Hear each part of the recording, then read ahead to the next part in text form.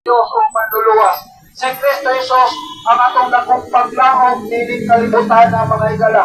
Ano man mga higala, tungod kay maabot ang daghang mga kadalagpan o mga kalamidad dinhi sa kalibutan mga higala igsoon. Sama sa linong sa nagkalain-lain nga mga lugar, gubat sa nagkalain-lain nga mga lugar, sakit nga makamatay mga higala, sama sa COVID-19, AIDS, Ebola, SARS mga higala, mga sakit nga makamatay o krisis mga higala, gutom o krisis mga higala, muabot ka na siya mga higala, kanang tanan mga higala, sinyalis lamang ka na sa pagbalik sa atong Ginoong Diyos o manluluwas nga si Kristo Jesus mga higala.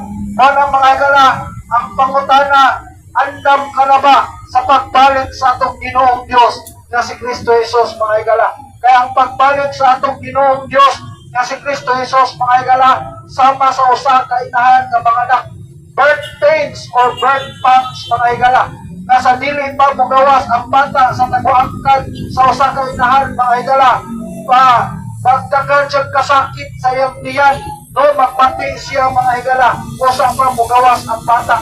Ingon ana sa pagbalik sa atong Ginoong Diyos nga si Kristo Jesus mga higala, no, daghan ang mga katalagpan o ang mga kalamidad na maabot sa kalibutan, usa pa mubalik ang atong Ginoong Diyos nga si Kristo Jesus mga higala igsoon. Para mga higala nga masabtan na to, hibawan na to, mahapit na mubalik ang atong Ginoong Diyos tungod sa mga katalagpan o kalamidad na iabot mga higala igsoon.